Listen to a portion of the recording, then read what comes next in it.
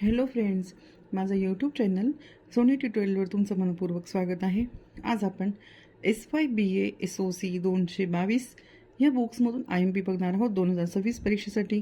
तुम्ही माझ्या चॅनलवर जर नवीन असणार तर चॅनलला सबस्क्राईब करा. तुम्ही सबस्क्राईब केल्याने मला आणखी व्हिडिओ बनवण्यासाठी प्रोत्साहन मिळते. व्हिडिओला लाईक करा, शेअर करा. तर चला आता आपण IMP अभ्यासक्रम बघूया. घटक क्रमांक 1 औद्योगिकरण. आता याच्यामध्ये तुम्हाला उद्दिष्टे आहे स्टार केलेली 3. ते तुम्हाला प्रत्येक लेसनचे जे स्टार केलेले असतात याच्यावरच तुम्हाला उलटसुलट प्रश्न येतो. फिरून फिरून वाक्यरचना लक्षात ठेवायची, त्याचे शब्दांचे अर्थ लक्षात ठेवायचे, सारांश लक्षात ठेवायचा, म्हणजे तुम्ही छान पेपर लिहू शकता. मग स्टारच्या आधारित तुम्हाला अभ्यासक्रम नीट करून जायचा आहे. मग आता याच्यामध्ये आहे औद्योगिकरण प्रक्रियेची पूर्वपीठा. हे जे काही टॉपिक दिले तर तुम्हाला याच्यात कोणतं येऊ शकतं स्टारवरचे, तुम्ही सर्व अभ्यास करून जायचं, व्यवस्थित वाचून जायचे. जसे की आता औद्योगिकरणाचे प्राथमिक परिणाम स्पष्ट करा किंवा सामाजिक परिणाम हे विचारू शकतो तुम्हाला जर प्रश्न उलटसुलट करून. तर ते तुम्ही अभ्यास करून नीट जायचं आहे. औद्योगिकरणानंतर पुढे काय होते सगळं त्याच्यावरती शिकणार तुम्हाला फिरून फिरून एक तरी प्रश्न येईलच 100%. म्हणून पहिला लेसन तुम्हाला नीट करायचा आहे. त्याच्यानंतर दुसरा लेसन आहे शहरीकरण. याच्यात पण प्रश्न येतो. मग याच्यात सुद्धा तुम्हाला उद्दिष्टामध्ये जे स्टार केलेले असतात ना, याच्या आधारे तुम्हाला टॉपिक लक्षात ठेवायचे आणि मनाच्या भाषेत वाक्यरचना करून तुम्हाला पेपर लिहायचा आहे. अभ्यासक्रम सोपा आहे, पण अभ्यास केला तर तो पेपर तुम्हाला सोपा जाईल, नाहीतर नाही जाणार. म्हणून तुम्ही व्यवस्थित वाचन करून व्हिडिओमधून अभ्यास करून जसं तुम्हाला वेळ मिळेल तसं तुम्ही अभ्यास करून जायचं आहे. आणि मागच्या प्रश्नोत्तरेचं प्रश्नपत्रिकेचं ॲनालिसिस करायचं आहे. शहर किंवा नंतर संकल्पना व स्वरूप हे जे टॉपिक दिलेले आहेत ना, जसं की शहर अथवा नगर म्हणजे काय असं पण येऊ शकतो प्रश्न. म्हणजे असे तुम्हाला हे अर्थ त्याचे लक्षात घेऊन वाचून जायचं, अभ्यास करून जायचं व्यवस्थित. तर बोर्ड एक्झाम नाही आहे, तर त्याच्यामुळे तुमचं काही तंतोतंत बघणार नाही. व्यवस्थित लिहिले का फक्त लिहिलेलं पाहिजे पेपरवरती, तर तुम्हाला मार्क्स मिळून जातील. शहरीकरणातील सामाजिक प्रक्रिया, व्यावसायिक भेदभाव दर्जा, तर तुम्हाला हे व्यवस्थित करायचं आहे. तर पहिला लेसन दुसरा लेसन 100% तुम्हाला प्रश्न येईलच त्याच्यावरती. पण पहिला दुसरा लेसन जो आहे तो तुम्हाला नीट करायचा आहे. त्याच्यानंतर पुढचा लेसन आहे आधुनिकीकरण घटक क्रमांक 3 पहिल्या पुस्तकातला. मग याच्यात पण तुम्हाला ह्या ज्या व्याख्या दिलेल्या आहेत याच्या आधारे तुम्ही थोडंफार वाचून जायचं आहे. त्याच्यानुसार तुम्हाला प्रश्न येऊ शकतो. नंतर भाग 2 घटक 1 सामाजिक परिवर्तनाचे घटक. आता हा जो भाग 2 आहे घटक क्रमांक 1, पहिल्याच जो पुस्तक 1 आहे याच्यात 3 पुस्तक आहे, 1, 2, 3. तर पहिल्याच पुस्तकात पहिले 3 लेसन, नंतर हा भाग 2 पहिल्याच पुस्तकातला आहे सामाजिक परिवर्तनाचे घटक. तर याच्यामध्ये सुद्धा तुम्हाला हे जे 3 स्टार दिले याच्या आधारे तुम्हाला करायचं आहे. तर याच्यातून तुम्हाला प्रश्न येऊ शकतो. सामाजिक परिवर्तनाची संकल्पना, तर याच्यावरती तुम्हाला फक्त वाचून जायचं, व्यवस्थित लक्षात ठेवायचे मुद्दे आणि मनाच्या भाषेत लिहायचं आहे. आणि शक्यतो प्रत्येक लेसन्सच्या मागे जे असतात ना पारिभाषिक शब्दार्थ हे तुम्ही सगळे लक्षात ठेवायचे आहे. कारण ते शब्दांचे अर्थ तुम्हाला जर लक्षात आले तर तुम्ही अगदी सहजरित्या मनाच्या भाषेत छानपैकी मांडणी करून पेपर लिहू शकता. समाज व्यवस्थाची वैशिष्ट्ये त्यातलं दुसरं लेसन लोकशाही समाजवादी व्यवस्था स्पष्ट करा असाही प्रश्न येऊ शकतो. तुम्ही हे सगळं वाचून जायचं व्यवस्थित. सामाजिक समता म्हणजे काय तुम्हाला हे सर्व अभ्यास वाचून जायचं आहे आणि मनाच्या भाषेत पेपर लिहायचं आहे. नंतर आहे भारतातील सामाजिक परिवर्तन, ब्रिटिश वसापूर्व समाज जीवनाची वैशिष्ट्ये स्पष्ट करा हा पण येऊ शकतो पेपरला. मग हे पण नीट वाचून जायचं तुम्हाला. नंतर ब्रिटिशांबद्दल विचारू शकता, दलितांबद्दल विचारू शकता. नंतर आहे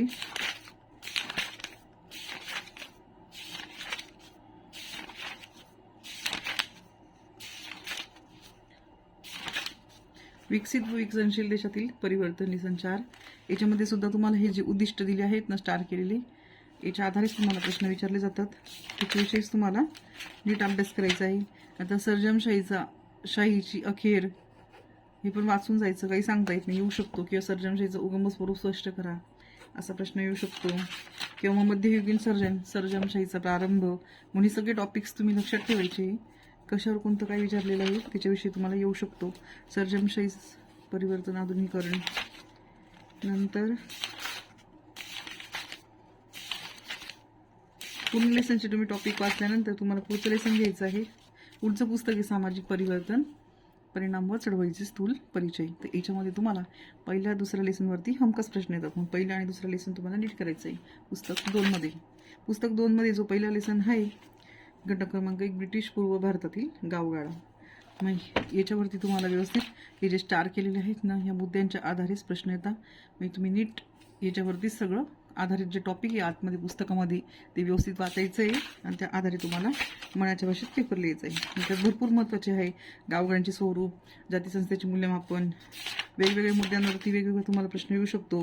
मूल्यदेदारी पद्धतीची वैशिष्ट्ये स्पष्ट करा, कोणत्या याच्यावरती प्रश्न येऊ शकतो. हे सगळं करून जायचं आहे आणि मागच्या प्रश्नपत्रिकेचे अनालिसिस करा म्हणजे तुम्हाला कळेल की त्यापैकीच कोणते प्रश्न होते ते जास्त भर देतात. परिवर्तनाचे आर्थिक परिणाम घटक 2 याच्यावर पण तुम्हाला प्रश्न येतोच. हा पण नीट करायचं आहे. जसं भारताचे वसाहतीत रूपांतर, कारागिरीचे शोषण व गृहउद्योगांचा ऱ्हास, शेतीचा ऱ्हास, गिरायकी संस्कृतीचा उदय, याच्यापैकी तुम्हाला कोणतं पण येऊ शकतं.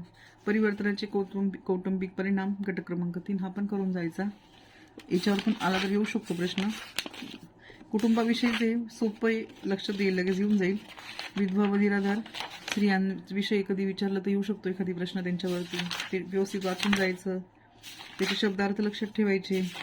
नंतर आहे परिवर्तनाचे सामाजिक परिणाम, लेसन घटक क्रमांक 4 याच्यावर पण येऊ शकतो. भारताचे औद्योगिकरण किंवा शहराची निर्मिती व झोपडपट्ट्यांची वाढ याच्याविषयी विचारू शकता. स्वयंरोजगार योजना, असफल खेडी का ओस झाले असं विचारू शकता. नंतर आहे पुढचा लेसन घटक क्रमांक सामाजिक चळवळ म्हणजे काय, भाग 2 त्यामधलाच 1. त्याच्यात आहे सामाजिक चळवळ म्हणजे काय घटक क्रमांक 1. याच्यात पण तुम्हाला सामाजिक चळवळी व्याख्या व स्वरूप येऊ शकतं. नंतर चळवळीचे कारणे वगैरे आला तर येऊ शकतो याच्यावरती प्रश्न. नंतर तुम्हाला आहे पुढचं लेसन, पुढचा ब्रिटिश भारतात आल्यावर झालेल्या चळवळीची माहिती, सुधारणावादी चळवळी, राजकीय चळवळी आणि धर्मसुधारणेचे प्रयत्न. तर हे पण करून जायचं. याच्यावर येऊ शकतो ब्राह्मणी समाज, प्रार्थना समाज वगैरे आर्य समाज आला तर एखादी प्रश्न याच्यावर येऊ शकतो. नंतर आहे महात्मा गांधीजीची चळवळ आणि स्त्रिया, हरिजन व शेतकरी हा पण लेसन महत्त्वाचा याच्यावर येऊ शकतो तुम्हाला प्रश्न. मग हा करून जायचा व्यवस्थित. महात्मा गांधीविषयी स्त्री व गांधीजीची चळवळ, मीठ सत्याग्रहातील स्त्री, कोणत्याही टॉपिकवर प्रश्न विचारू शकता. हरिजन व गांधीजीची चळवळ पुणे नीट करून जायचे तुम्हाला. नंतर सामाजिक चळवळी, अस्पृश्य निवारण, दलित, शेतकरी व कामगिर हा पण महत्त्वाचं पुस्तक. तिसरं पहिलंच लेसन आहे आणि दुसरं बाबासाहेब आंबेडकरांचं आहे. ते दोघी तुम्हाला येतीलच म्हणून तुम्ही हे नीट करून जायचे आहे. याच्यात तुम्हाला प्रश्न येणारच आहे 100%. मग अस्पृश्यता निवारण चळवळीची पूर्वपीठिका याच्यावर तुम्हाला येतील. मग चातुर्वर्ण्य व जाती व्यवस्था. नंतर याच्यात तुम्हाला सगळेच टॉपिक महत्त्वाचे, याच्यात कोणताही प्रश्न येऊ शकतो. किंवा मग इतर समाज सुधारकांचे कार्य स्पष्ट करा असा पण प्रश्न येऊ शकतो, कोणताही येऊ शकतो. तर हे करून जायचे व्यवस्थित. नंतर डॉक्टर बाबासाहेब आंबेडकरांची चळवळ हे पण तुम्हाला हा लेसन बाबासाहेबांचा येऊ शकतो, येईलच म्हणजे याच्यावर पण तुम्हाला प्रश्न येणारच आहे. बहिष्कृत हितकारणी सभा किंवा मग आंबेडकरी चळवळीची पार्श्वभूमी विचारतील. त्या महाड चौदार तळ्याचा सत्याग्रह, अस्पृश्यतेच्या हक्काचा जाहीरनामा, कोणत्याही टॉपिकवरती येऊ शकतो. याच्यातल्या काळाराम मंदिर सत्याग्रह हे पण महत्त्वाचं आहे, याच्यावर पण येऊ शकतो एखाद्या वेळेस. तर याच्यामध्ये हे सर्व व्यवस्थित करून जायचं आहे. कोणत्याही याच्यावरती प्रश्न येऊ शकतो शेवटच्या याच्यामध्ये. नंतर स्वातंत्र्योत्तर काळातील दलितांच्या चळवळी हा पण महत्त्वाचा लेसन आहे. स्वातंत्र्योत्तर काळ आणि दलित समाजाचं IMP प्रश्न आहे, हा पण करून जायचा. स्टार केलेले सर्व. दलित म्हणजे काय, दलित शब्दाला विरोध का, हे सगळं तुम्हाला कोणतं येऊ शकतं असं फिरून, तर तुम्ही व्यवस्थित करायचं आहे. नंतर पुढचं आहे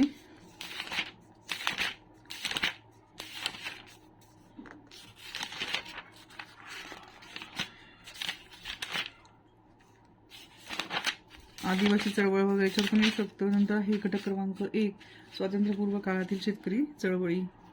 याच्यामध्ये पण तुम्ही वाचून जायचं व्यवस्थित, येऊ पण शकतो याच्यावरती, सांगता येत नाही म्हणून हा पण नीट करून जायचा. नंतर सविनय कायदेभंगाची चळवळ आणि शेतकरी,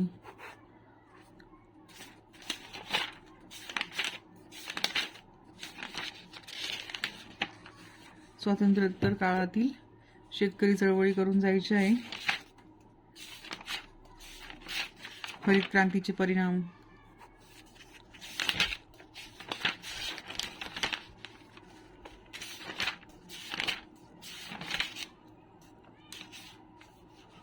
डाव्या विचारसरणीच्या संघटनाच्या चळवळी, श्रद्धांची श्रमिक संघटनेची चळवळ,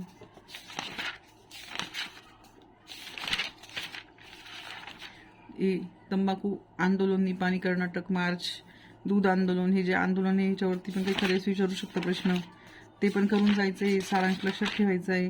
पुढचं आहे कामगार चळवळी, घटक क्रमांक 3. याच्यात सुद्धा तुम्हाला कामगार चळवळी व संघटन, संकल्पना, व्याख्या व काही दृष्टिकोन लक्षात ठेवायचे व्यवस्थित आणि त्याचा अभ्यास नीट करायचा आहे.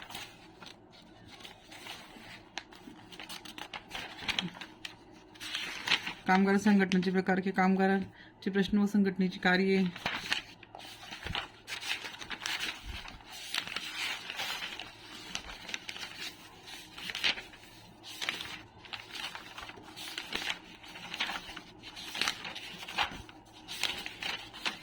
याच्यामध्ये तुम्हाला कामगारांच्या चळवळीविषयी विचारू शकता, स्वातंत्र्योत्तर काळ विचारू शकता जो आहे इथं, आणि